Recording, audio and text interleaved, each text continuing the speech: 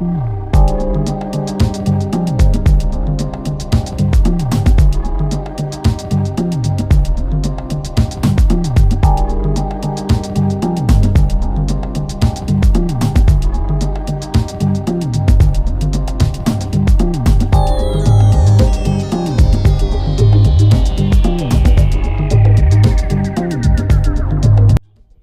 साथीहरु, म चाहिँ यो डल्ले खुर्सानीको अचार हाल्न आँटेको छु र यो खुर्सानी चाहिँ राम्रोसँग धोएर पनि घाममा सुकाएर यतिको भइसकेको छ। चौरी चौरी पनि परिसकेको छ, देख्न सक्नुहुन्छ तपाईहरुले पनि।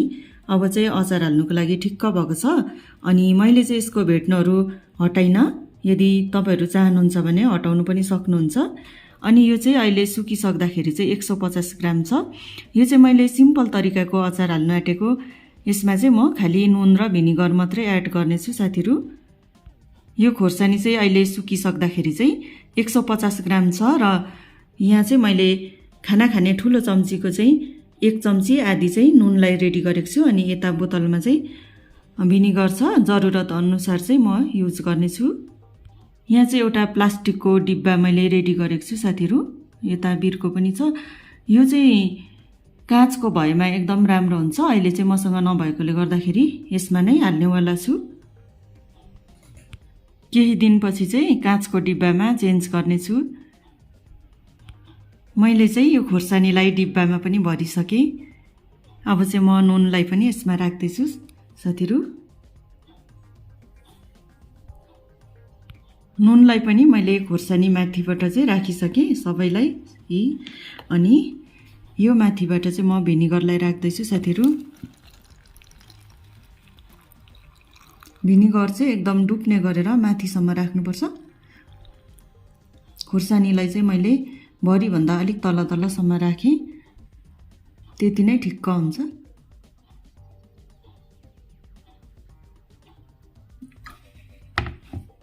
वाउ, क्या दामी देख्यो।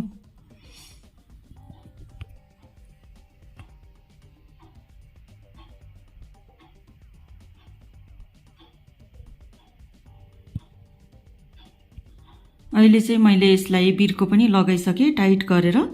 यसरी बिर्कोलाई टाइट गरिसकेपछि चाहिँ 15 दिन जति चाहिँ घाम लाग्ने जग्गामा लगेर राख्नुपर्छ। राति चाहिँ घरभित्र नै राख्नुपर्छ र 15 दिन जति राखेपछि जब यो खुर्सानी चाहिँ तैरिनु छोड्छ, यो खाली जग्गामा पनि खुर्सानी नै बस्छ, तब चाहिँ खुर्सानी खानुको लागि रेडी भएछ भनेर थाहा हुन्छ। यो सिम्पल तरिका तपाईहरुलाई मन परेमा तपाईहरुले पनि यसरी नै ट्राई गर्न सक्नुहुनेछ।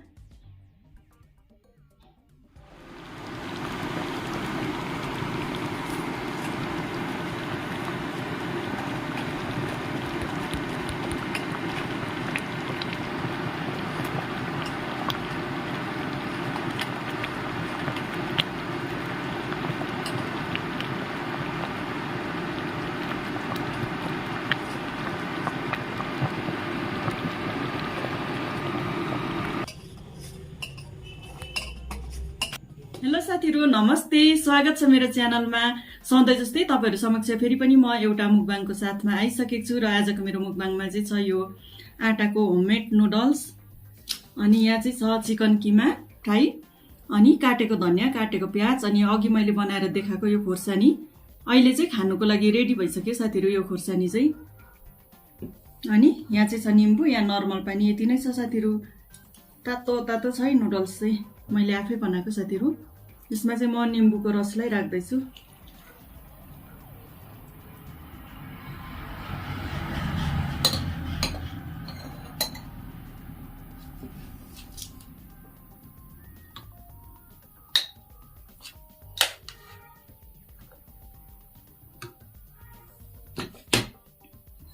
खाउ खाउ लाग्ने भइसकेको छ साथीहरु यो खुर्सानी चाहिँ।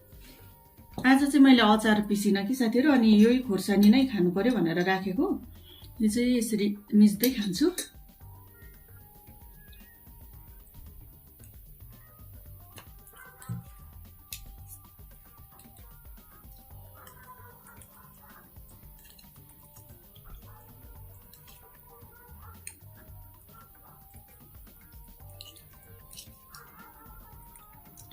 कस्तो सेन्ट आयो खोर्सानीको पनि।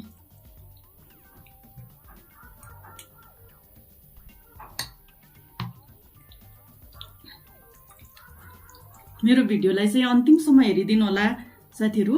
अनि मेरो च्यानलमा कोही नयाँ भ्युअर्सहरू नयाँ साथीहरू आउनुभएको छ भने चाहिँ मेरो च्यानललाई नबिर्सिकन सब्स्क्राइब पनि गरिदिनु होला। म चाहिँ खान सुरु गर्दैछु है साथीहरू। अलिक टुक्रेछ हौ। सुरु गरे साथीहरू म चाहिँ।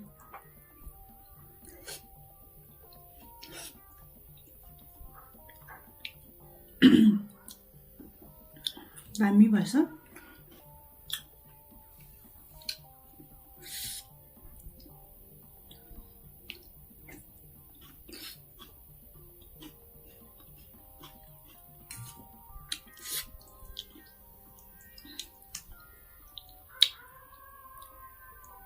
बनाउँदा त अलिक लामो लामै थियो, अहिले टुक्रेछ साथीहरू यो चाहिँ।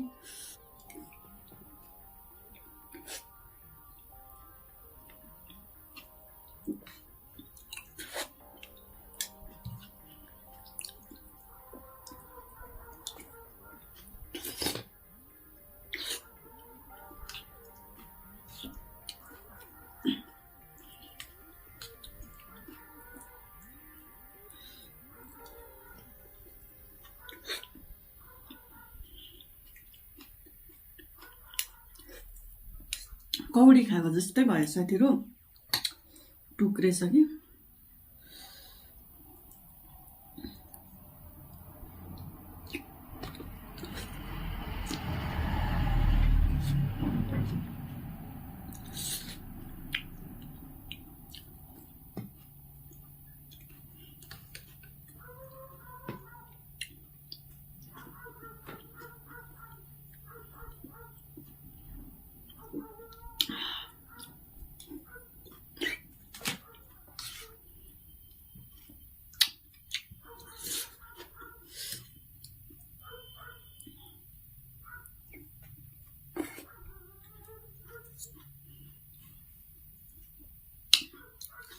मजा आयो साथीहरू, तातो तातो मिठो भएछ।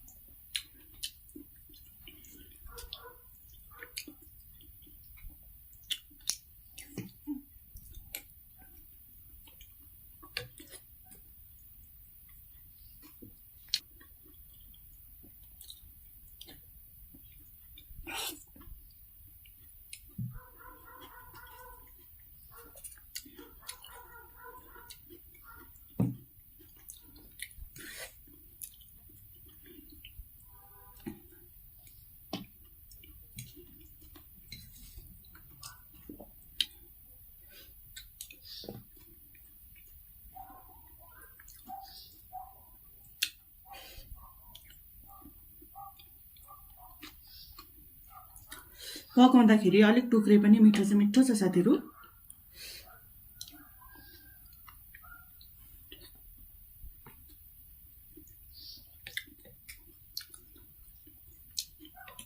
खुर्सानी पनि दामी भएछ, एउटा त खाइसक्न आँटे।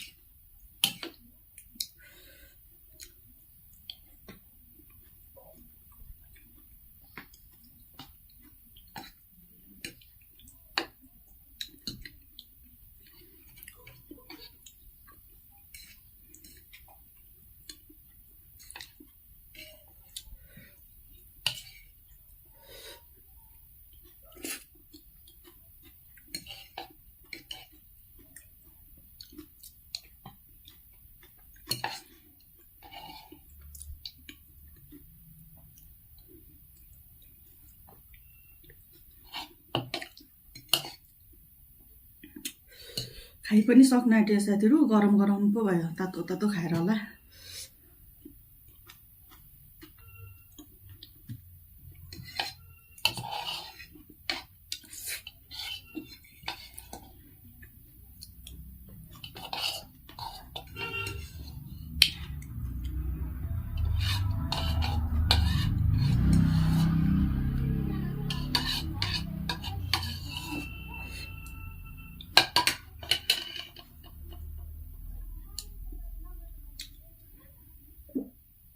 साथीहरू अहिले चाहिँ मैले खाइसकेको अवस्था छ।